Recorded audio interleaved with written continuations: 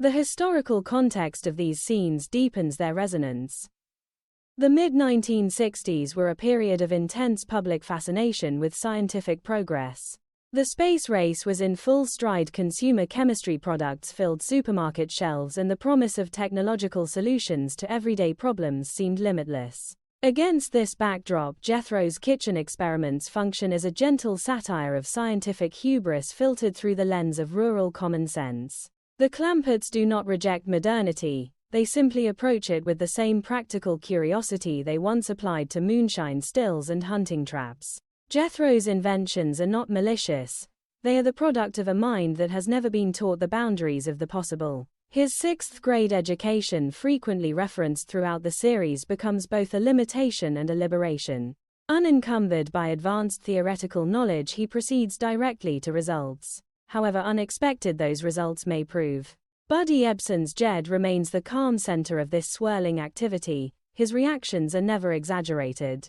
When confronted with Granny's glowing hair or Jethro's latest proclamation, Jed responds with the quiet acceptance of a man who has long since concluded that the world is a strange place and that his family occupies a particularly colorful corner of it. This deadpan quality is one of Ebsen's greatest gifts to the series. He does not undercut the comedy, he grounds it. The audience laughs not because Jed is foolish, but because his dignity remains intact, even as the household dissolves into luminous chaos. The contrast between Jed's steady presence and the kinetic energy of Jethro and Granny creates a rhythmic interplay that sustains the episode's momentum. Irene Ryan's Granny, meanwhile, is never merely a victim of Jethro's experiments.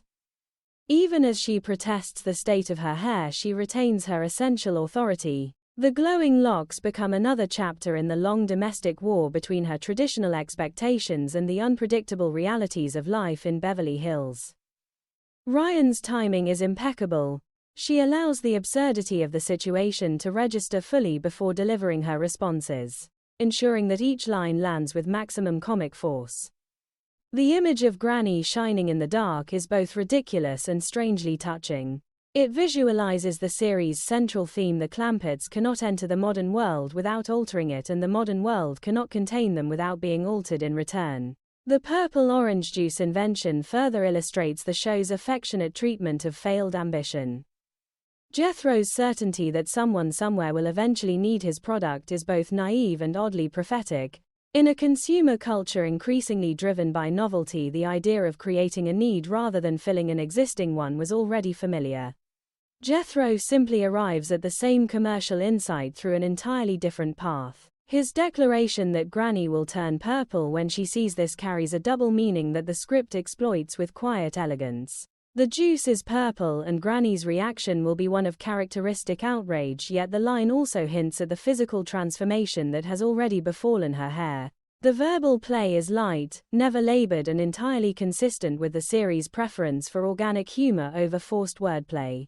As the sequence progresses toward the introduction of the Bodine gasoline pill, the script maintains its focus on character rather than mere gag construction. Jethro's invitation to Ellie Mae to serve as his lab assistant is met with the practical question of what such an assistant actually does. Cleans up the mess, Jethro replies without hesitation. The exchange reveals volumes about both characters. Jethro assumes a hierarchy of scientific labor in which inspiration belongs to him and cleanup to others. Ellie Mae, ever the more grounded of the younger Clamperts, accepts the role with the same cheerful competence she brings to caring for her animals. Donna Douglas's performance, even in these brief early moments, radiates a warmth that balances Jethro's more frenetic energy. She is never merely the straight woman to his comic schemes, she is an active participant in the family's collective eccentricity. The broader cultural significance of these opening scenes cannot be overstated. The Beverly Hillbillies consistently used the Clamperts' encounters with technology and consumer culture to explore the tensions between tradition and progress without ever descending into bitterness. Jethro's chemistry set is not a symbol of dangerous ignorance, it is a symbol of untrammeled curiosity. The disasters that result are temporary, reversible, and ultimately harmless. Granny's glowing hair will presumably fade. The purple juice will be discarded or more likely consumed with surprising enthusiasm. The gasoline pill will lead to further complications, but those complications remain within the realm of farce rather than genuine peril. This fundamental kindness is one of the series' most distinctive qualities. The audience is invited to laugh at the Clampetts, yet never to feel superior to them. Their mistakes are the mistakes of people who approach the world with open hearts and unguarded imaginations. In the context of 1960s television, such a tone was both refreshing and radical.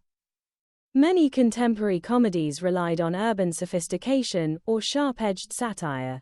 The Beverly Hillbillies chose instead to celebrate the resilience of rural values when transplanted into the most artificial of American environments. The chemistry set sequence crystallizes this approach. Jethro is not punished for his ambition, he is simply allowed to pursue it until the consequences become self-evident. Jed does not lecture him on the scientific method, he simply asks him to fetch the truck. Granny does not demand an apology, she demands an explanation and then continues with her day. The family absorbs the chaos and moves forward, their essential bonds unbroken. The physical comedy implied by these scenes is equally worthy of attention. One can readily envision Max Baer Jr.'s large frame hunched over a kitchen table littered with bottles and beakers, his face alight with the joy of discovery. The contrast between his size and the delicate instruments of the chemistry set would have provided rich visual humor. Irene Ryan's reactions, her hands flying to her luminous hair, her eyes widening at the purple liquid, would have been timed with the precision of a seasoned stage performer. Buddy Ebsen's quieter physicality, the slight tilt of the head, the measured walk across the kitchen would have served as the necessary counterpoint. Together, the three performers create a domestic ballet of confusion and affection that remains as charming today as it was upon its original broadcast. The script's decision to open with these experiments also serves a structural purpose. By establishing Jethro's inventive impulse so early, the narrative prepares the audience for the larger misunderstandings that will follow. The gasoline pill, introduced almost casually in this sequence, will soon become the catalyst for Jed's delayed arrival at the bank and the subsequent cascade of comic errors involving Lucas Sebastian. Yet even without knowledge of what is to come, the chemistry set scenes stand as self-contained gems of character comedy. They remind the viewer that the Clampetts' wealth has not diminished their essential natures. Jethro remains the boy who once mixed concoctions in the Ozarks, only the ingredients and the potential consequences have changed. Reflecting upon the series' lasting cultural significance, one recognizes that sequences such as this one helped define a particular strain of American humor, the comedy of good intentions gone wonderfully awry. The Clampetts never set out to disrupt Beverly Hills society.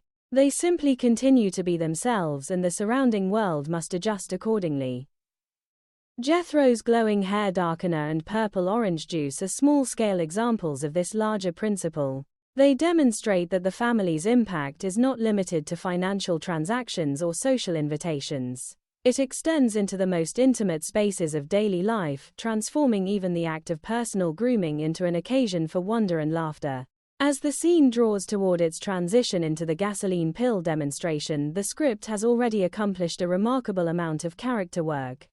Jethro has been established as an irrepressible force of creative energy. Granny has reaffirmed her role as the family's fierce protector of tradition and dignity.